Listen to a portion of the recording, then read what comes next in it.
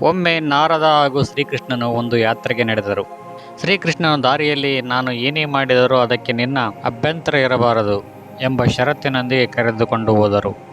ಇದ್ದಕ್ಕಿದ್ದಂತೆ ದಾರಿಯಲ್ಲಿ ಶ್ರೀಕೃಷ್ಣನು ಒಬ್ಬ ಹುಡುಗನಿಗೆ ಪಟಾರನೆ ಹೊಡೆದರು.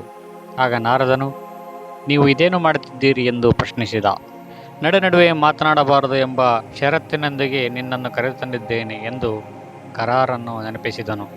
ಶ್ರೀಕೃಷ್ಣ, ಇಲ್ಲ, ನಾನೇನು ಮಾತನಾಡುವುದಿಲ್ಲ ಎಂದು ನಾರದನು ಒಪ್ಪಿಕೊಂಡನು. ಹಾಗೆಯೇ ದಾರಿಯಲ್ಲಿ ಶ್ರೀಕೃಷ್ಣನು ಒಂದು ದೋಣಿಯನ್ನು ಮುಳುಗಿಸಿದನು. ಪುನಃ ಕ್ಷಮೆ ಕೇಳಿದನು ನಾರದ.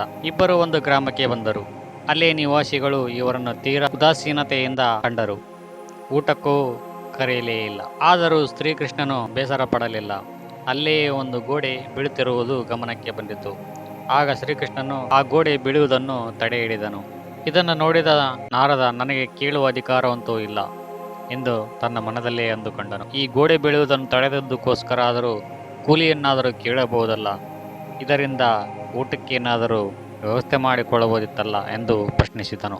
ಸಾಕಪ್ಪ ಸಾಕು, ನಿನ್ನೊಂದಿಗೆ ಸಹಕರಿಸುವುದು ನನ್ನಿಂದಾಗದು, ಅದಕ್ಕಾಗಿ ನಾನು ಹೋಗುತ್ತೇನೆ ಎಂದು ಜಾಗ ಖಾಲಿ ಮಾಡಿದನು ನಾರದ. ಹೋಗುವ ಮುನ್ನ ಮೊದಲು ಇದಕ್ಕೆಲ್ಲ ಕಾರಣವನ್ನು ಹೇಳುತ್ತೇನೆ ಕೇಳು ಎಂದು ಹೇಳಿದನು ಶ್ರೀಕೃಷ್ಣ. ನಾನು ದಾರಿಯಲ್ಲಿ ಒಬ್ಬ ಹುಡುಗನಿಗೆ ಹೊಡೆದೆ, ಏಕೆಂದರೆ ಅವರ ತಂದೆ ತಾಯಿಗಳು ಒಳ್ಳೆಯವರು, ಪುಣ್ಯವಂತರು. ಆದರೆ ಈ ಹುಡುಗ ಅವರ ಕುಲ ಮರ್ಯಾದೆಯನ್ನು ಹಾಳು ಮಾಡುವವನಾಗಿದ್ದಾನೆ, ಅದಕ್ಕೋಸ್ಕರ. ಇನ್ನು ದೋಣಿಯನ್ನು ಮುಳುಗಿಸಿದೆ, ಏಕೆಂದರೆ ರಾಜರು ಒಬ್ಬ ಅನ್ಯಾಯ ಮನುಷ್ಯನ ಈ ದೋಣಿಯನ್ನು ಕಟ್ಟಿಸಿಕೊಂಡು ಅದರ ರಿಪೇರಿ ಮಾಡುವಷ್ಟರಲ್ಲಿ ರಾಜನು ಬೇರೆ ಕಡೆಗೆ ಹೋಗಿದ್ದನು. ಹಾಗಾಗಿ ಆ ದೋಣಿಯನ್ನು ಮುಳುಗಿಸಿದೆ.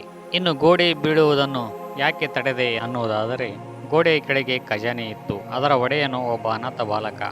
ಹೀಗಿದ್ದಾಗ ನಾನು ಕೂಲಿಯನ್ನು ಯಾರಿಂದ ಪಡೆಯಬೇಕು? ಇನ್ನು ಗೋಡೆ ತಾನಾಗೆ ಬಿದ್ದರೆ ಗ್ರಾಮದವರು ಖಜಾನೆಯನ್ನೆಲ್ಲವನ್ನು ಲೂಟಿ ಮಾಡಿಕೊಂಡು ಹೋಗುತ್ತಿದ್ದರು. ಕೃಷ್ಣನ ಈ ಮಾತುಗಳಿಂದ ನಾರದ ಮೂಕ ವಿಸ್ಮಿತನಾದ.